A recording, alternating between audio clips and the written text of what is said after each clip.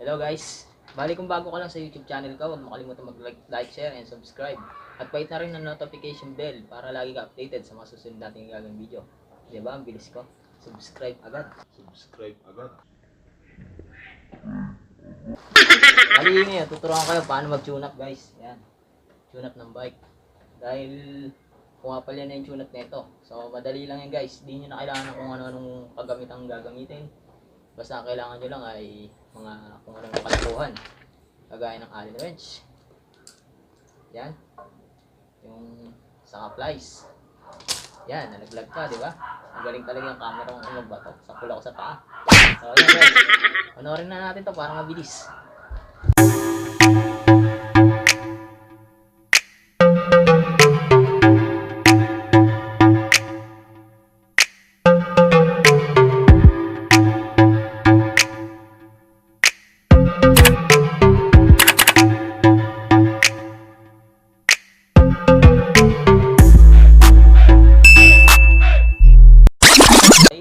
Testing muna natin siya i-cambio o shifter. 1. Bali pang to na yun. Gabak ng shifter na yun ha. 3. Yung 3 niya nasa 2 pa lang. 4, 5, 6, 7. Ayan, tumutunog lagay niya. Wala sa tone yan. 8. Ayan, dahil 8 speed lang yan. Max niya na yan. Ibig sabihin, ganito lang kasimple yung gagawin natin guys. Para maganda yung pagkakasunat natin. Balik natin sa 1. Yan, okay na guys. Bali, tignan muna natin yung limiter screw nya. Yan, i-ano natin siya. I-focus natin siya ron. Yan, so guys, tuturo ko sa inyo kung paano yung paggamit dito. Etong limiter screw nya. May low and high yan. Yan, ito ang high, ito ang low. Itong left side. Etong low, ibig sabihin dito sa low gear. Ibig sabihin yung pinakamalaki na yan. Yan. Tapos yung high gear nya naman, etong maliit. Yan, kala nyo baligtad pero tama lang. Ibig sabihin, ito yung mabigat padyakan, ito yung matulin. Kasi ito namang low gear, dahil kaya tinawag siyang low gear kasi mababa o mabagal yung andar mo. Pero malakas sa akyatan yan. Yan, kahit sa mga sasakyan, di ba, pag sinabing low gear, yun yung pinaka pangakyatan. So guys, ito, dahil nakatono na to, nakasakto na yan hanggang dito sa high gear, ay sa low gear. Hindi na natin kailangan galawin to. Okay na yan. Kumbaga ito, sumisimbol lang siya rito sa side na to. Pakita ko sa inyo. Yan guys, nakikita nyo, di ba? Ito, gumagalaw to. Yan, yung pinaka-RD nyo. So, kung masyado siyang nakapunta rito sa side na to, yan, sa right side, ibig sabihin, kailangan nyo adjust tong limiter screw nyo. Yung high gear. Ang pahigpit na ito, papunta dito. Yan. Ang paluwag naman yan, o counterclockwise, pabalik. Yan. Kaya kung di siya bumababa rito, pero maluwag pa rin dito sa shifter cable nyo, yung pagkakahatak, ibig sabihin, dito lang sa limiter screw ang problema. Masyado kayong naka-adjust pa kaliwa, papunta sa low gear. So guys, pag ito naman, sumusobra dito, so ito, pag sumobra naman dito at nalaglag yung kadena nyo rito sa may gilid ng hub na to, sa may spoke side, ibig sabihin sobra naman yung low gear nyo. Kailangan pihitin nyo naman to pa clockwise, para pag pa clockwise ang ginawa nyo, kunyari nandito yung RD nyo, lilipat siya pa ganito. Yan, papantay siya dyan, kaya sasakto lang siya. Tapos pag kinounterclockwise nyo naman pipihit siya pa ganun, kaya malalaglag siya rito sa gilid. Kaya kailangan nakasakto lang siya rito guys, para smooth na smooth yung shifting. So kung ang problema nyo naman guys, ganito. Yan, kapag kinambi nyo hindi nakatama yung mga shifting nya, check nyo muna yung mga wire. Yan, ito yung mga wire nya, yung mga cable wire. Yan, di ba maluwag, tapos makalawang, kita ba? Zoom out natin, yan, kita yung kalawang, di ba? Pag ganyang kakalawang naman guys, kailangan nyo lang gawin ay, yan, tingnan natin ha, shift natin pa high gear, pa low gear. Yan, hanggang third gear lang ha. Yan. Tapos, wag nyo na tong, yan, fourth gear natin. Yan. So, batak na siya, no? Kailangan ipadyakan nyo muna siya. Yan. Hanggang third gear lang muna. Iangat pa natin. Yan. Tapos pag naiangat nyo na siya dyan, ibalik nyo na yung shifting. Pabalik sa high gear o sa pinakamaliit na cogs nyo. Yan. Pag naibalik nyo na siya, makikita nyo tong pinaka cable nya. Nakalawlaw na, no? Yan. Bali yung gagawin nyo, huhugutin nyo lang yan dyan. Kung tatanggalin nyo yung kalawang nya. Hugutin dito. Yan. Hilahin nyo lang.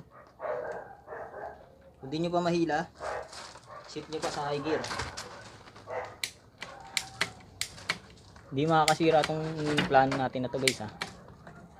Yan. Isa pa. Kasi balik nyo na uli. Huwag nyo na uli pepedalan yan ha. Kailangan lumuwag ng todo to para matanggal nyo to. Yan, tingnan nyo ha. Yan, natanggal natin, di ba?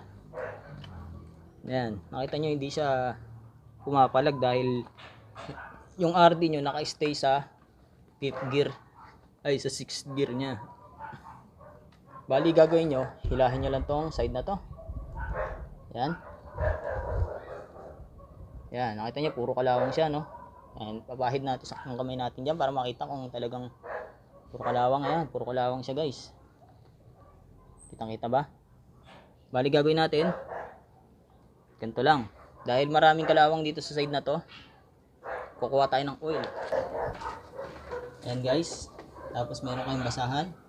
Lagay nyo lang ng oil yung basahan. Yan. Tapos pag nilagay nyo na ng oil yung basahan, pahid nyo lang dyan.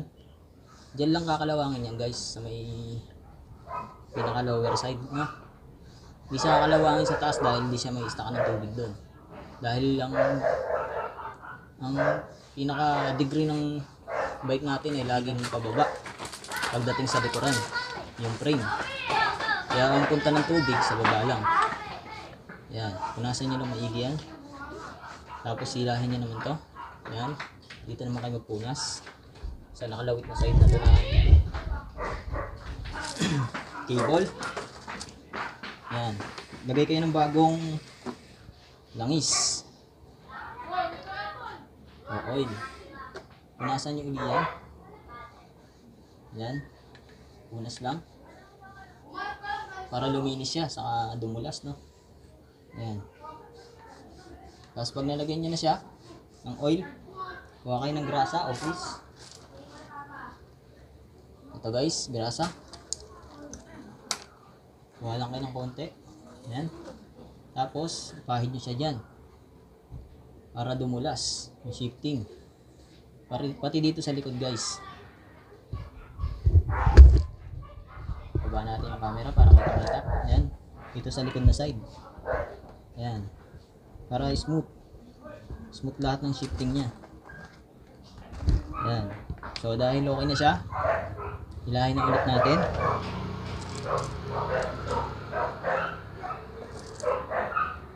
Hilahin na ulit natin siya. Yan. Nakita nyo ba? Tapos, salpak nyo siya rito sa pinaka adjuster na to. Yan. Masalpak nyo siya dyan sa pinaka stopper, pati dito sa taas. Ayan. Ayan, kumakanta-kanta pa yung bata. Baka lumabas yung 4 na negro, mamaya ka na kumanta ng ganyan. Ayan, pag naisalpak nyo ng ganyan, so okay na yan guys.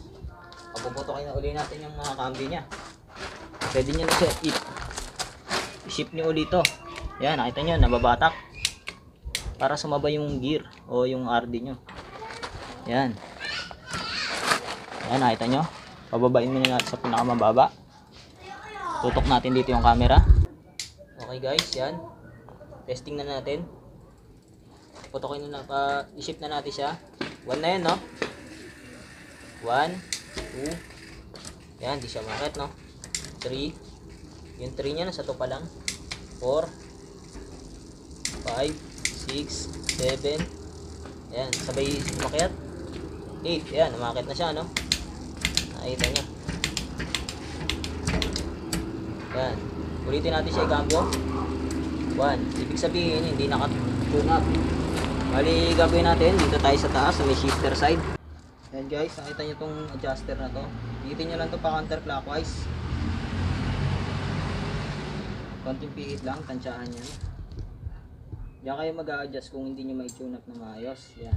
Tapos balik na tayo dito sa baba. Yan guys, maglagay kayo ng oil sa toothbrush muna. Lagyan nyo ng oil yung pinaka ano nyo, toothbrush. Tapos ilagay nyo, pahid nyo sa kadena para smooth yung mga andaran nyo. Yan.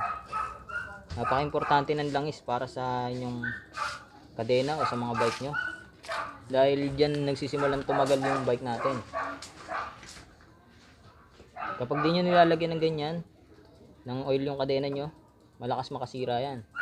Kaya kailangan laging sinesafety yung bike nyo. Di baling dumudumi, basta hindi kayo mapapagastos. Malakas kasi kumain ng cogs yan, saka ng chain.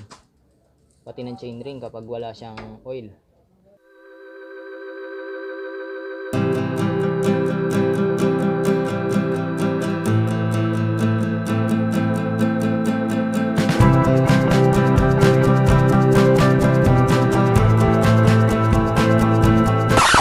Pag sobrang dami ng langis baka dahil kasi pumunta yan sa inyong rotor. Yan ang magsisimula ng infected yan. May infect yung rotor nyo. Tapos punasan nyo lang siya ng basahan. Yan. Para mawala yung sobrang langis na pwedeng pumunta sa rotor natin. Minsan yan din ang dahilan kung bakit tumutunog yung rotor natin. Dahil yung pagkakalagay natin ng langis sobrang dami, hindi napupunasan. Kaya tumatalsik sa rotor yan. Yan. Dahil napunasan na natin siya, check na natin yung shifting niya kung sakto. In-adjust ko na yan sa may mismong ano guys shifter. Yan. Okay, 2, 3, 4, 5, 6, 7, 8. Yan, sakto na siya. Pabalik naman. 7, 6, 5, 4, 3, 2, 1. Okay guys, naka-tune up na siya. 3, 4, 5, 6, 7, 8. Ayan. Ganyan lang mag-tune up guys. Sobrang dali lang. So yun guys, dahil tapos na tayo. Ayan, tapos smooth na smooth yung shifting ng ating shifter. Dahil maganda yung pagkaka-tune up natin. So kung gusto mo mag-tune up ng bike mo, ganun lang din yung gagawin mo guys. Yung kagaya ng ginawa natin, nilagyan natin ng langis sa kagrasa. Masinip natin muna bago natin tanggalin to.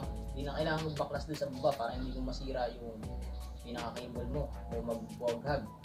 Ganun lang yung mga simpleng pag-tune up guys. Para talagang smooth na smooth. Ang kailangan lang natin, ulit, slice, tapos toothbrush para sa kadena, basahan, saka ito, multi-tools o alin na marami. Tapos, grasa, langis. Yan lang guys, matutune up mo na ng maayos yung bike mo. Hindi lang sa tune up mo magagamit yan, maraming pang paggagamitan yan guys. So kung bago ka lang sa YouTube channel ko, huwag kalimutan mag-like, share, and subscribe. At huwag mo rin kalimutan i-hit ang notification bell para lagi kang updated sa mga susunod nating gagawin video. Yun lang guys, maraming salamat. Magwa 1K na po tayo. Bye bye!